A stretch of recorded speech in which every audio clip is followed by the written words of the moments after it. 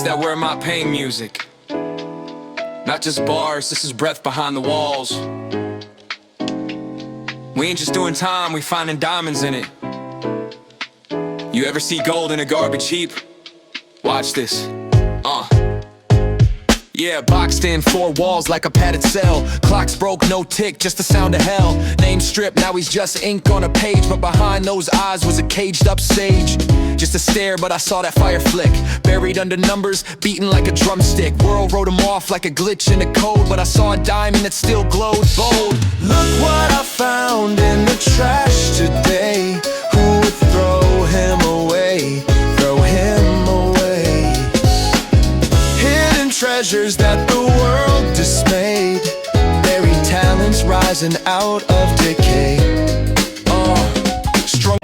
Look what I found in the trash, where we find and discover the hidden treasures and people we throw away.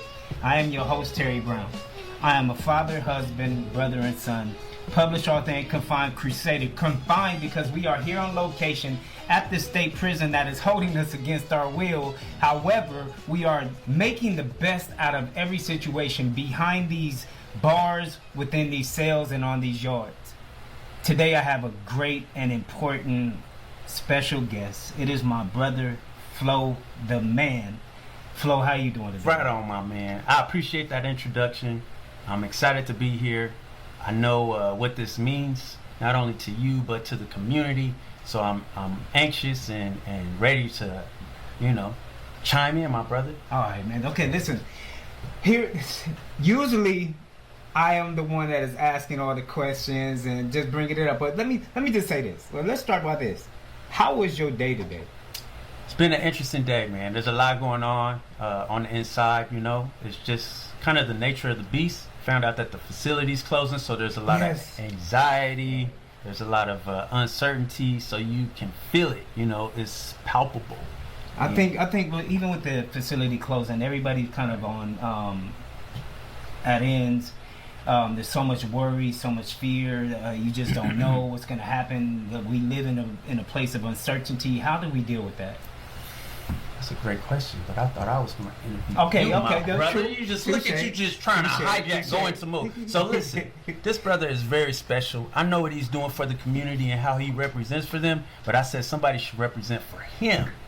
Okay. Let me get into the driver's seat, man. As which I've learned story everything on record. Let me just say this real quick. Go ahead. Because I think nobody really understands. You are a master and a guru at interviewing, at just asking questions. You know how to pull out the nitty and the gritty out of anybody. Hey now, that's enough dick licking. Right. Hey man, I'm just trolling, man. All right, go hey, ahead. but you're right. I have amazing people skills. I am really good at what I do, and you are a person that understands it and makes the most out of our encounters. So I think that's a big part of what makes us us. But enough of that. Right. You just chill out, sir. This is Flo taking over. I'm gonna step back. But look what I found in the trash. All right. I have a lot of hard-hitting questions that the people want to know. But let's start with, how are you doing today? Like I just said, I'm a little anxious. I'm a little nervous. I'm a little concerned. I'm all these other kind of things. I don't know. I'm just saying about my situation right now. That's why I don't like light skin. Okay. But no. Okay. So that's fine. You're dealing with everything. Days are, I don't know, consistent here. Yes. Different. Yeah. What do you like? Days for me are consistent due to the fact of my mind is always focused on let's get to the goal, whatever the goal is, whatever the situation may be. We find a different purpose. So I just literally try to find purpose in everything. So let me ask you this: what is it that makes you special in your estimation? What makes me special? That's kind of a crazy question. That's one of those like put you on point. What makes me special, I believe, is I have an ability. My ability is to see the value in other people, right? See the value. It's a gift. Everybody has value. everybody has value, but not too many people want to see the value in another person, right? Because we're always, a lot of times we're always so concerned about what we got going on, right? So therefore we never really see or take the time to be concerned about the next person. So once you see this, seeing it is one thing, but what does that mean for them or you, or what do you do when you recognize, or how do you even extract that kind of insight? When I see, okay, now understand this. So it's almost like you're mining for gold, right? And there is a way to, a lot of people did not know that you knew how to do poetry. Right, you never wrote a poem, so therefore you didn't think that you could write poetry. But you live poetry each and every day. So therefore, when you don't think that you have something special to give to another person or community, or a kind smile. A smile is a gift. Go ahead. Right? A smile is a skill, because so many people walk around without even saying anything or whatever, but you could just smile and make my day brighter. Right. But you didn't know that was actually a gift that you were unaware of. So especially in this situation that we are in right now, we are in an environment that devalues everything about you. And for instance, your past, your regrets, you live in all these type of fearful places and where you don't even know that you have anything to offer anymore. So would you say awareness is the key when you recognize it, making them aware, making others aware? Like, what is the goal? Yes, the goal is to make them aware first, right? Because a lot of time when you don't see it, other people don't see it, right? Because now you're walking no different than confidence, right? You could walk around. Confidence is a skill. Confidence is something that we possess, right? So therefore, when other people see your confidence, then it's more attractive. I love that you say that, because I always preach that if the confidence is really yours, then no one can take it from you. Nobody can take it. You understand? I always talk about yelling at the sun or cussing at the sun. The sun don't care what you say. It's going to still be the sun. You understand what I'm saying? Yeah. Okay, so let's get into some more profound stuff. What motivates you? Like, what is the thing that gets you out of bed, keeps you going? You're a high energy dude. You are very social and instrumental person in this whole environment. So how do you get up and get through each day with that kind of spunk? What it does, and this is something that I've lived by. Purpose, right? What is my purpose in life, right? Let's hear it. So my purpose in life is the person next to me, right? So therefore, this is what I mean by that. I have a saying: the more that I think of you, the less that I think of me. So say it again. The more that I think of you, the less that I think of me. My worries and my concerns may stagnate me, because I'm literally and make me immovable towards anything else, because now I have to figure it out, and then I become stagnant. But it's easier for me to see somebody else, and you know how it is. People always say I can fix your problem, but I can't fix my own. Right? Or I'm already concerned about the next problem, right? So therefore, I'm on the outside looking in to the next person. So therefore, I'm able to now, I look at you and say, well, I see what you're going through, right? And since I have a compassion means to suffer with, right? So that's what it actually means. So if it means to suffer with you, right, then now your situation becomes a situation I need to basically handle or be concerned about. So the person, and this is the greatest time to start be concerned about somebody. So is there a negative side? Because you caring for another person makes you care about yourself less, but couldn't that be a hindrance to you feeling good about yourself or giving yourself the amount of care? Because you're always in movement, right? If that is your movement, if that is your purpose, right? If that is my driving mechanism, right? Then no different. Okay, think of your leg. So I'm gonna stomp my feet. I'm stomping my foot right now. It's because my feet are asleep. Right, not just because I'm a diabetic and I, have neuropathy, but to the point where your foot is always asleep. So I have to, if you're concerned, this is the reason why people stop helping anybody else, because their feet aren't asleep. Right?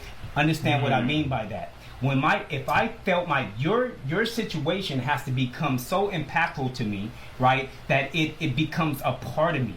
right? You become a part of me, so that now I'm concerned about your situation because I feel it.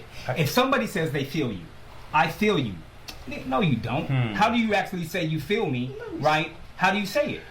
'Cause do you feel me? Right? Because I'm asking you, do you feel me? Sure. And you be like, man, I feel you. Yes. No, you don't, because when you walk away, you forget. You go back to your home. You go back to your situation. So you're not even worried about me no longer. It sounds exhausting. It's temporary. It sounds so exhausting, and it sounds like, what if you have food and you give it all away? Okay, no. You understand what I'm saying? That's once again, compassion means to suffer with. Right? So I'm not giving away all my food to the next person. No, I'm sharing the meal with you. Right? So now we're talking about sharing. Right? So now let me help you with the load. Right? No different. I mean, you think about it. If we are, until my leg feels like it's not asleep anymore, right? I'm not gonna do anything about it. Right? Out of sight, out of mind. Okay. Right? When you get to that concept. Right. So when you're out of sight, you no longer are worried about the situation that you just said that you're feeling me about. Right. But because your feelings are temporary. So it sounds like you put a lot of thought into this. Like, where does this come from? When did you find out that this was something that was in you and something that mattered to you? Like, what transpired? I mean, this is pre-prison. Prior to prison, prior to anything that has to do with prison, I've been on this journey of basically help, right? I've always wanted to help the next person, and I knew for a fact that there was something different about me, and more importantly, people's impact. People, for some reason, people come to me, right? And so I remember, this is so crazy. So I remember I was in seventh grade, and a situation happened at the school. And at the school that I attended at the time, and a boy got hurt. He got hurt outside. But when everybody, so all the kids, they came to me. They said, "Man, listen, Thomas got hurt. This, that, and the other. You know, what are we supposed to do?" Right. So I remember going into the library, and I sat down in the library. Now, mind you, I'm in 7th grade, right? And I'm sitting on the couch in the library, and all these kids started coming in to come ask me, what should we do? Well, we're not talking about just the 7th graders. We're talking about the 8th graders. We're talking about people, even because I went to a private institution, right? So therefore, we go from K to 12, right? So now, not only did 7th grade and 8th grade come, but some 9th graders came, this, that, and the other, but they all were coming to me to basically ask me, like, basically, what is the next plan? So you were like, almost like a Mac rep back then. Like, yeah, coming to you. Something like that. All right, so what is it about you that makes you this leader or this person that folks want to lean on in a time of need? Like, because we listen. Okay. I learned how to listen. That might have been the best thing you said this whole time. That I agree. Listening is a superpower. And if you learn to listen effectively, supportively, then it can definitely revolutionize your relationships with people, the way you understand folks, and the way they approach you. Because a lot of times people just want to be heard. So I think that's very instrumental. That's it. Okay, that's key. People just want to be heard. Okay. So let me know about some of the even things. If I can't do about it. You're passionate. I know you got many hats that you wear. People's person, ready to give it away in the sense that you're giving it while you're getting it. But what are you working on? Like, what are your passion projects? What are the things that you want to contribute to this community, to your family, to society? My passion right now is Where My Pain. Tell us what that is. So Where My Pain is it's a movement, right? I don't want to limit it to it being a clothing brand, a sustainable clothing brand, right? I don't want to limit it to be something that's a product, because Where My Pain is not a product, it's a purpose, right? It's a unified vision of help. We are taking unified vision of help. Yes, because we are utilizing the talents of incarcerated artists in order to narrate the stories of hope, resilience, and struggle that transpire in all the prisons of society. Right. So what that means is, especially when you talk about prisons, right? Prisons are ambiguous in nature, right? I consider there's 6 different types of prisons. This is my thought process upon that, right? Go ahead. So to unpack that, what that means is this: there are locational prisons, such as the one that is holding us against our will right now, that we're about to get transferred on. That equally have an impact on our family members, right? Because people think that you go to prison. No, everybody goes to prison with you. My wife, my daughters, my son, everybody that has any type of situation that's connected to me, they are in here. They're serving time too. So therefore, you have the locational prisons. Now you have the psychological prisons, right? Such as mental health awareness, illness, all these type of situations, right? You have economical prisons, such as the wage gap, such as poverty, such as another form of economical prison that our families have to go through because they have removed a provider away from the home, right? You have physiological prisons, such as cancer, such as health illnesses, right? You have sociological prisons, such as race, right? Such as the LGBTQ community, plus community, right? You have emotional prisons, right? Such as domestic violence, domestic abuse. You have emotional prisons such as a bad relationship. Right, these are all the different prisons that people have to go through, and if during these prisons, we have to know that there is a key, right, that we need, and that support. What does Where My Pain do for those prisons? Where My Pain does, it creates an opportunity of support for other people. If I'm putting, this is the reason why our motto is put on a purpose, right? I'm putting you on. What does that do for people when you put on? It gives them, it doesn't, okay, what would it do for you? Right? Think about that right now. What would that do for you? If you're going through a hardship right now, right? And I show up to you, right? And I have, for instance, there's one of the shirts that we have is for cancer awareness, and the picture on it is a guy drawing a picture inside of a prison cell, but he's drawing the cancer awareness symbol. You show up to the person that is struggling with cancer. You're a friend of yours, and you show up with that shirt on. Let me challenge you on that. Okay. If I have cancer and someone's wearing a shirt that says cancer, that doesn't do anything about my cancer. So no, but it shows the support. Everybody. Okay. For instance, let's go. This is so good. Listen to this one part, right? So if everybody knows the story of Job, for the most part, even atheists and other people that have heard the story of Job, if anybody doesn't know the story of Job, Job was the man that lost everything in the Bible. It's in the Holy Bible. It's talking about Job, and he lost everything. Right?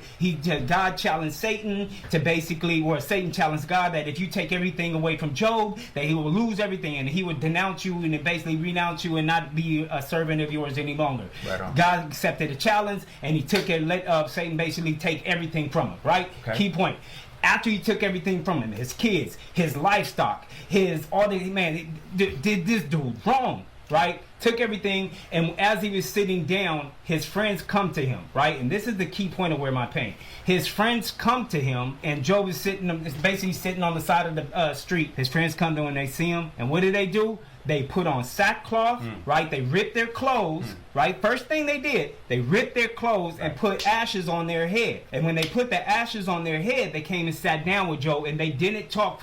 So according to their culture, they didn't say nothing. But the key point was they were showing their support. We're showing you, we're not telling you that I'm with you. Right. No, I'm coming to show you right now. I'm looking crazy as hell with this ripped up clothes and this ashes on my face and my forehead. But right now, dude, I need your help. I'm showing like a big cat party. Hey, so if you're, it kind of reminds me of having a visit.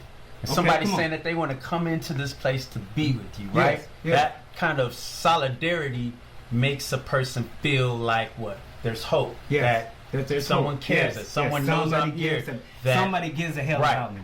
Maybe there's a reason for me to hang on a little longer or keep fighting because I have something 100% support. So that's Where My Pain.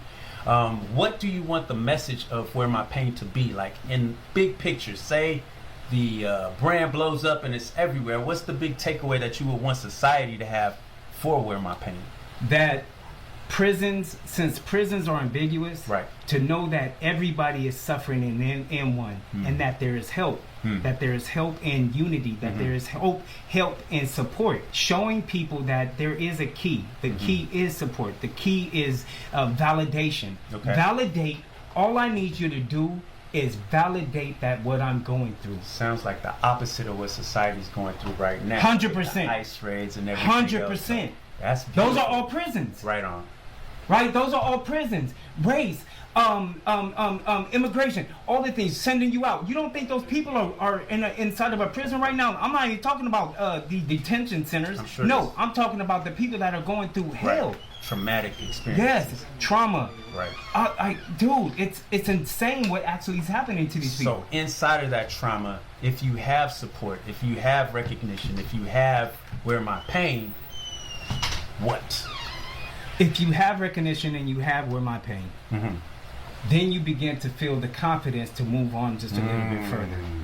Right? You begin to feel the courage that you were just lacking because nobody was seeing you. One of the greatest things there's 3 freaking words. I see you. Right on. I see you. Ooh, right? I love that. I see you. You're not invisible. Yes. Right? You're not invisible, you're not invaluable. Did you come up with this concept while you were incarcerated? I did for the Where My Pain. And let me tell you how that came about. So while I was it was my second year in, right? I've been down now 10 years. Right? So it was my second year in, and I saw it was a guy. So mind you, I'm a writer, all these things prior. I have a talent, right? And as I'm writing, I'm doing devotionals and things of that nature. But all the other guys, I started asking these other guys, would you mind drawing my because people were drawing. Right. And I said, well, one of the things, especially for the economics in here, I asked one of the guys, can you draw my daughter a picture? And he drew this one beautiful picture that I saw and I ended up sending it to my daughter, and I was like, man, dude, there's some amazing talent in here. Then I started seeing other light people. bulb went off. Yes, dude. Because I'm one of my mentor, his name is Leo Wisniewski, right? From Lock and Arms Men. Shout out to Leo. Right on. I used to send things to him, but I'm like, man, dude, if you only could see what I see, right? And he always said, man, I wish I could trade, not trade places, but I wish I could be in there to see what you see. Wall. So let me stop you there. You've been doing this. You've been extracting the treasure. We get back to the podcast. We talk about finding buried treasure within these walls or just in people. What are some of the most interesting treasures that you've discovered in your time? Shit. That's beautiful. I appreciate that. You are the treasure. What does that mean? What that means to me, what that means to me is this. You have to understand, we create community, we create these bonds, right? In the military, they call them battle buddies. Right, I know that some of the Marines. Somebody told me about that. Right, you have these battle buddies, but now there's somebody there that's going to go through this with me. Right, so it's not just the talent. Right, and like I said, sometimes the smile is the greatest talent that you can have. Sometimes your encouragement and what you do, you are the greatest. If encouragement can get a trophy or an Emmy or what is a Grammy or something like that, you would definitely get. You would be the first person to get it, right? Don't worry. When I get free, I'm gonna put some money in your book. Take care of you, man. Making me sound real good in here. I can use it. Yes, sir. But that's what I'm saying. So you are the treasure. You are the gold. If we are mining for gold, that's what nobody understands. There's a dude. I always said this before. There's a guy that takes plastic bags and he twisted them up. When I first started seeing, I saw it in the county. Right. And he takes these twisted bags, he twists them up and paints them, and he made this beautiful, like it was a rose. It was a rose necklace that he actually made out of it. And I was like, oh my God, right? Then I saw a dude take some soap, right? And then started crafting a face. and he put a beard on it.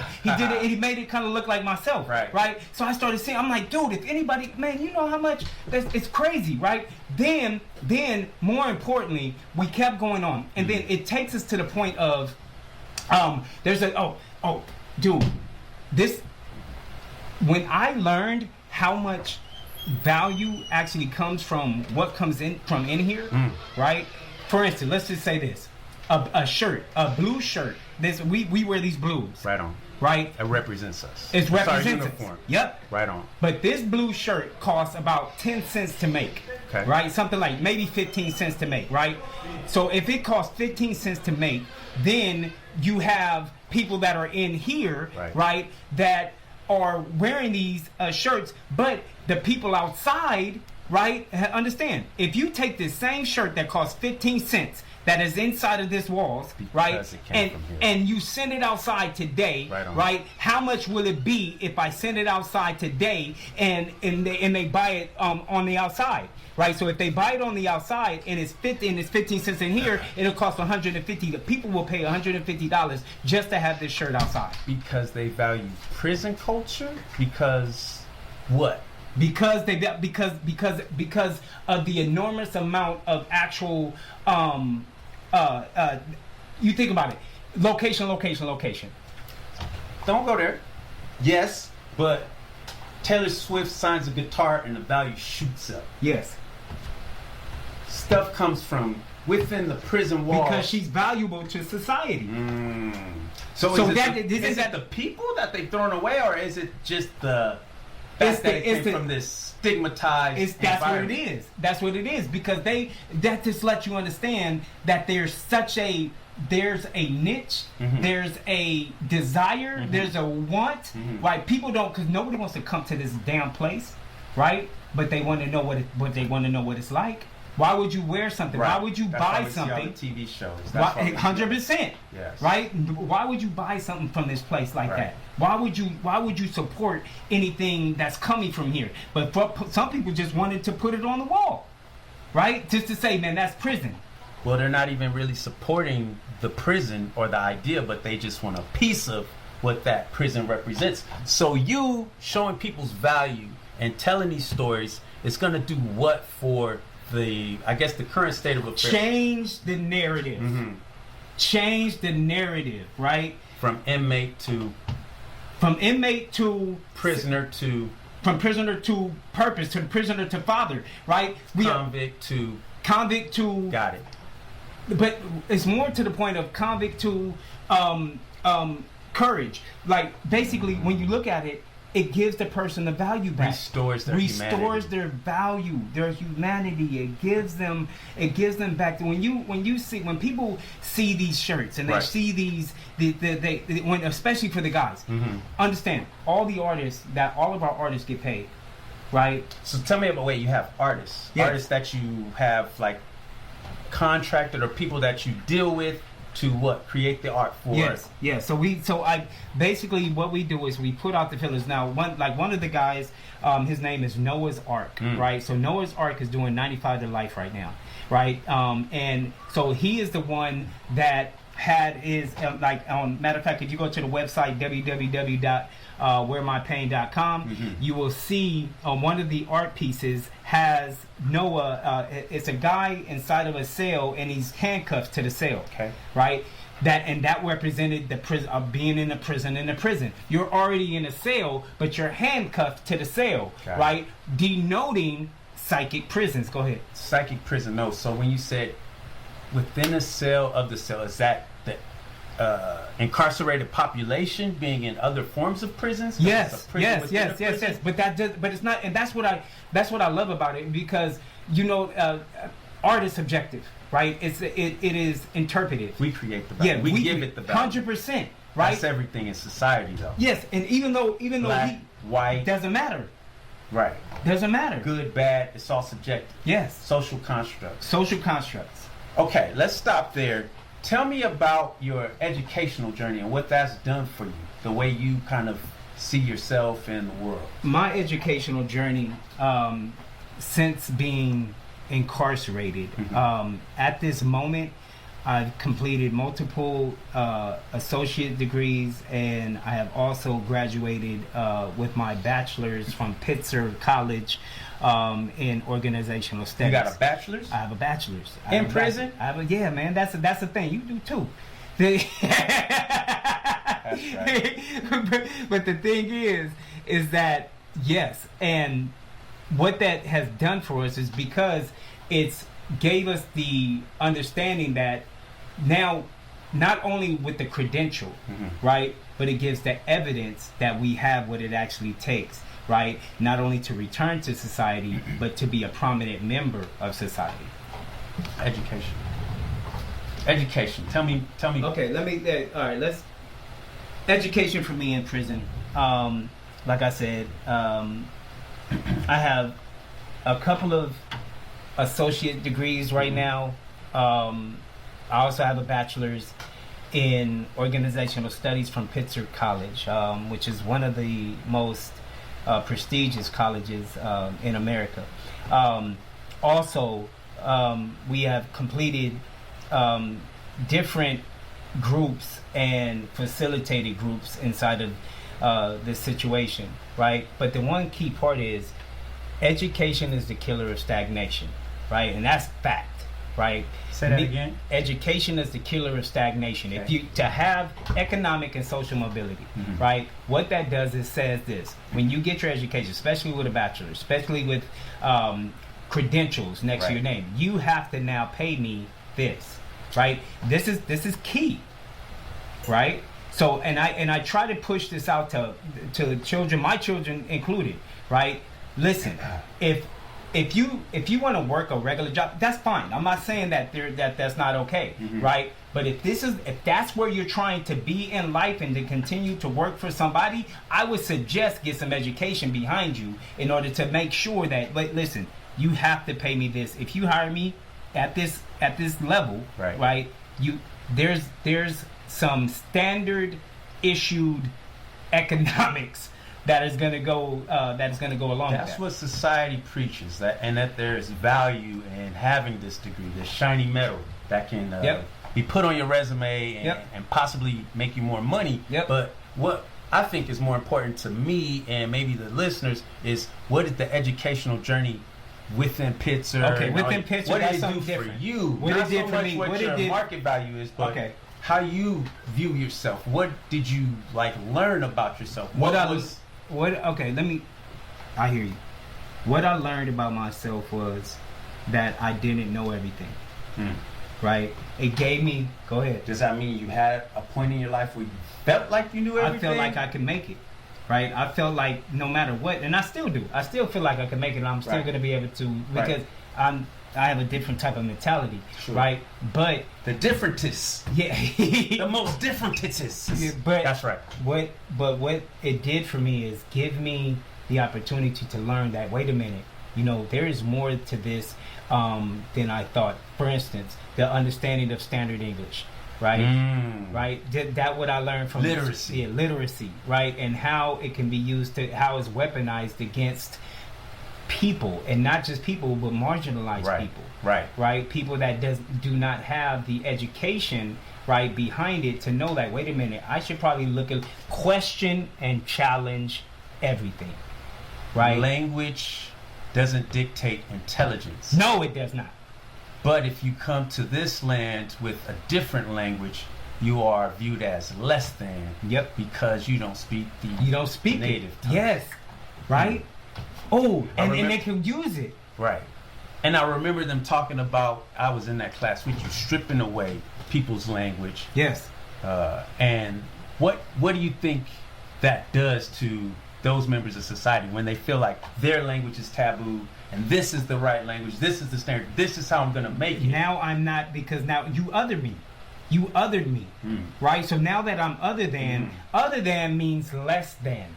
Right, because if you're not a part of the majority, right, and you're a part of the minority, then there's differences. So then there's pressure for those people to acclimate or kind of acquire or assimilate. Yes. To the greater majority, right? To conform to your narrative. to what I'm supposed to be. I have to now raise to your level as if I wasn't valued already. What I love about what you do is you don't try to change or diminish or influence people's story. Nope.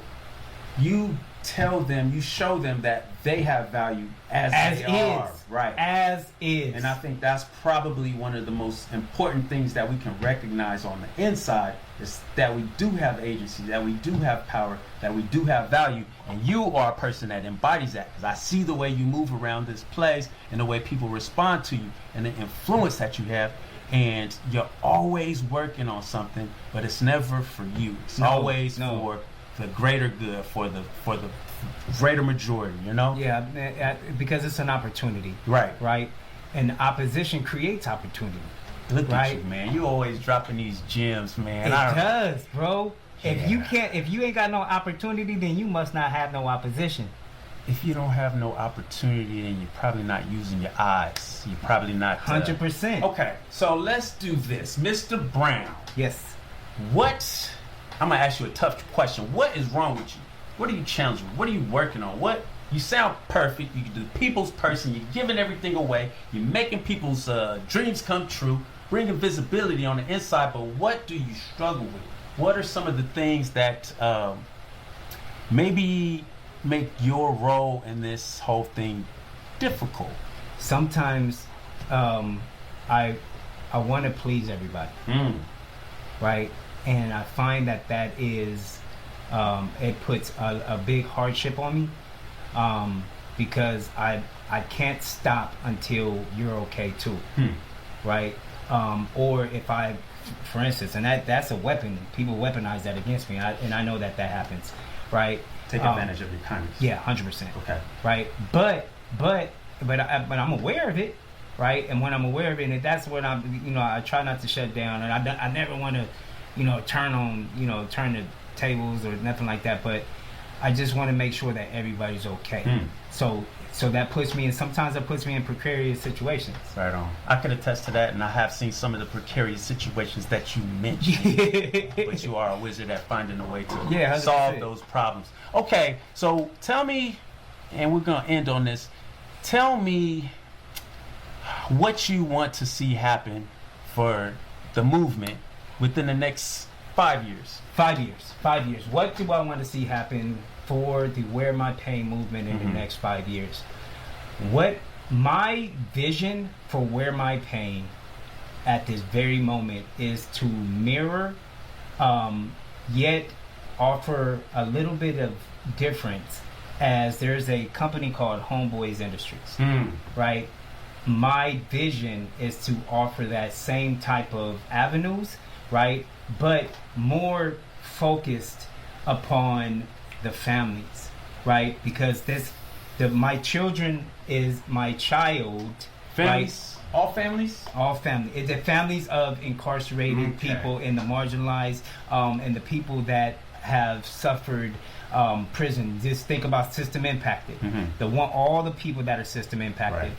The mission of Wear My Pain is through the median of incarcerated artists, right, in all of their facets, right, not only to return the value back to the artist, but also to provide therapeutic support for children and families impacted by incarceration, mass incarceration, and all incarceration included. Man, right? I appreciate you for letting me get behind the driver's seat and give the people a peek inside of what you are, why you are. That purpose and passion, I think, comes through like in everything, and your use of language is just so masterful. But you do more than just advocate and create movements and merchandise and just change for people. You also are a very accomplished artist in every facet of the word. Can you give the people a little something that's on your spirit, something that's in your mind? I know I put you on the spot, but you can just give them a little taste. Okay. I love spoken word, and I've given this one some really conscious thought. And thank you for this opportunity. I want to say that too. But one of the spoken words that I'll do this one. It says, Cry for me. Let your eyes tell my story. It is a miserable existence, being falsely accused and wrongly convicted. You did it. That's what the conviction says. It doesn't matter how many people actually know the truth. You're part black and in prison. So strip off that orange and exchange it for blue. Fudge, that is some bitter colored fruit. Slowly slipping is my sanity. Loosely gripping is my humanity. I am a person in this prison, yet this prison is in this person. I tried to keep the two separated, but that's impossible. The term death rate for my condition is labeled highly probable. I said, is that a prison or an actual statistic? I used to use books to sharpen my mind, but now I find myself sharpening knives in order to not get booked. Learning these terms can save your life. I took my time to learn these prison terms. Even their sign language is their own. When just yesterday I shockingly read that you are never going home. I said, damn dude, I've never even met you. Deep breaths and deep prayers. Sleep less and beware. You don't know them, but they know you. Oh, you that pastor, right, they say. You better closely watch their hands and their eyes, because I highly doubt they want to pray. Please, Lord, increase my faith. Please, Lord, increase my faith. Please, Lord, increase my faith. I have to remember these things, and I have to remember these terms, and I have to remind myself when looking in the mirror. I said, wait, your name is Terry Brown. You got a beautiful wife and 4 beautiful daughters, a son, and a life you can be proud. Not a bad comic can be found. You got a multitude of supporters who all stand on solid ground. So when the times get rough, tilt your head to up, move forward and don't back down. Again, move forward and don't back down. Again, move forward and don't back down. Adapt and overcome. Terry Brown, ladies and gentlemen. Boy, that's right. Thank you, bro. My pleasure. Thank you. Flo. I Thank mean you that. for everything that you are and everything that you do, man. It's been a real honor and a privilege to witness, and I can't wait to see what you do next, my Man, brother. let's do it again. Let's do it again. Yeah, that's where my pain, where broken ain't the end, it's the beginning. Where throwaways become masterpieces. We don't just survive in here, we shine in spite of it. You hear that? That's the sound of somebody they tried to bury. Still breathing.